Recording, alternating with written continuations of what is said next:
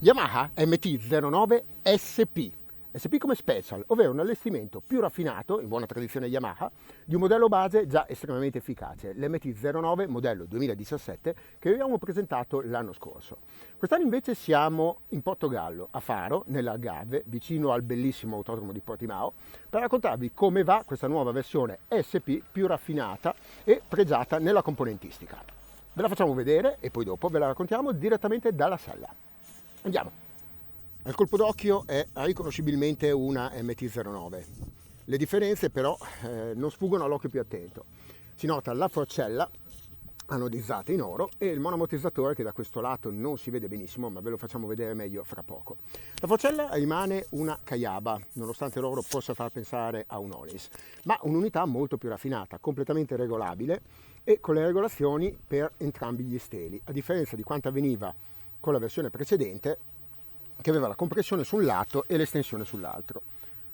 Proviamo a farvi vedere le nuove finiture della testa di forcella, ecco qua, che come potete vedere hanno la scritta MT-09 SP sopra la testa per riconoscerla. Regolazione per alte e basse velocità, quindi una sospensione estremamente pregiata e degna di una sportiva di alto livello.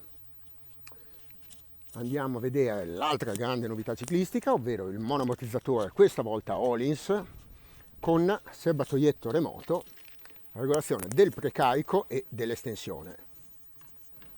Il resto della moto resta invariato, anche perché onestamente non c'era molto che non andasse nella sostanza della MT-09 standard. Qui la vediamo con l'elemento distintivo del modello 2017, ovvero il quick shifter, la stina con la cella di carico che interrompe il contatto sul motore, permettendo l'inserimento del rapporto successivo. Diverse anche le variazioni per quello che riguardano la livrea. Vedete il nome MT-09 SP sul serbatoio invece che sui fianchetti come avviene sulla MT-09 standard, e una colorazione che richiama quella della Miraglia MT-10 SP, che a sua volta si rifà, come noteranno i più attenti conoscitori della casa di Vata, a quella della YZF R1M, la super sportiva ammiraglia di Yamaha. Tutte le verniciature sono particolarmente pregiate perché non c'è nessuna componente realizzata attraverso adesivi. Come potete vedere, o meglio, se poteste toccarla ve ne rendereste conto, non c'è soluzione di continuità nelle verniciature, che sono tutte riportate e non sono appunto, non c'è quel rigonfiamento tipico delle verniciature meno pregiate. Invece il logo Yamaha che trovate qui è in 3D, quindi una placchetta applicata sopra, anche questa finitura un po' più raffinata rispetto alla versione standard. Altre differenze sono con il manubrio completamente in nero e i blocchetti elettrici anch'essi con finitura nera e fondo bianco. Perché vi citiamo questo tipo di finitura? Semplice, perché riprende la nuova colorazione del cruscotto, che appunto ha grafica bianca su fondo nero. Notate il tachimetro, il contagiri sopra digitale, l'indicatore del livello carburante e il livello del TCS, regolabile tramite il blocchetto sinistro. Potete metterlo sui due livelli oppure disattivarlo, cosa che francamente vi sconsigliamo, anche perché il livello 1 è molto poco intrusivo e vi permette di fare numeri piuttosto divertenti, se capite che cosa intendiamo.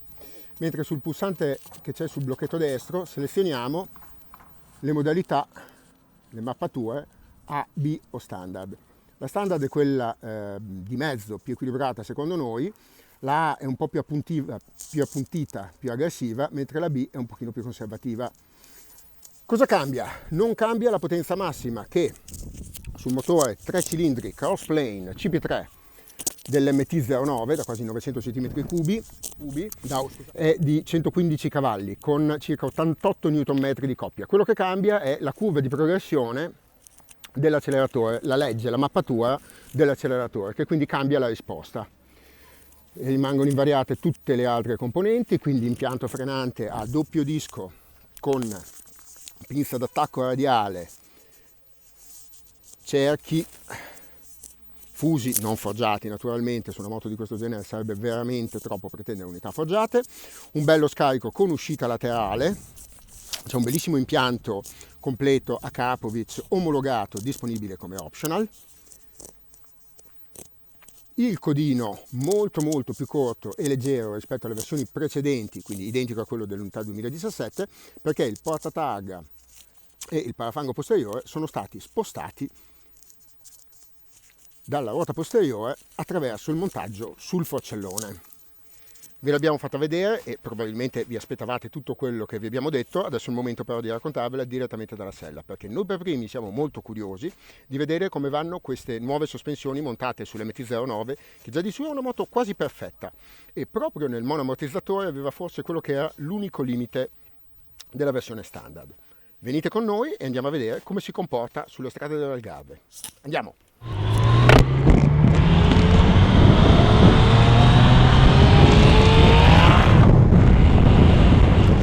MT-09 SP è al primo contatto esattamente come ci ricordavamo la MT-09 standard, merito di un'agilità veramente sopraffina, perché parliamo di una moto che pesa 193 kg con il pieno di benzina, un valore assolutamente incredibile per una moto di questa categoria.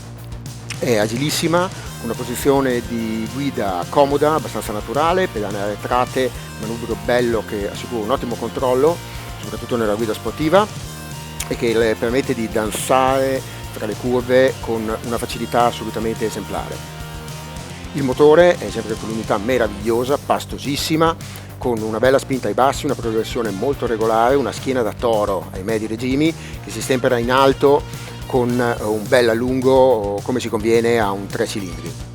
Ma quello che ci interessava scoprire, come abbiamo detto prima, è il comportamento delle sospensioni. Al primissimo contatto si trova una taratura piuttosto sostenuta, un pochino sul rigido, ma si scopre molto presto che in realtà si tratta di un assetto estremamente efficace, soprattutto coerente fra il comportamento della forcella e quello del monoammortizzatore. E non sono unità rigide di molla, anzi le molle sono leggermente più morbide come K, come costante elastica rispetto a quelle dell'MT-09, ma si ha un'idraulica molto efficace e tarata per offrire un bel sostegno.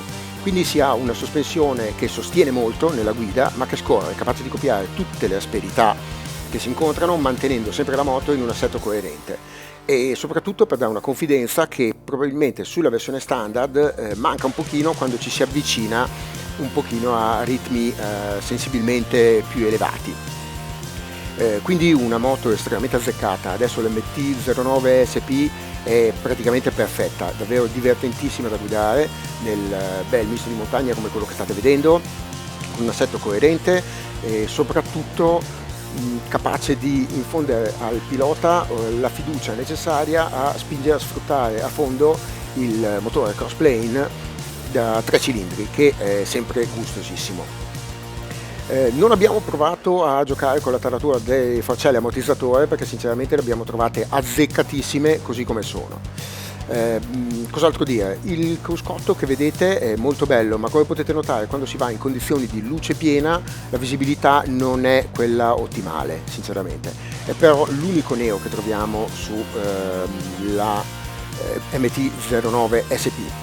La MT-09 SP arriva dai concessionari adesso nel mese di gennaio a un prezzo di 10.190 euro franco concessionario, che ci sembra assolutamente proporzionato alle qualità, al valore di una moto di questo spessore.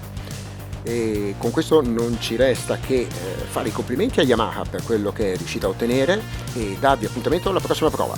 Ciao!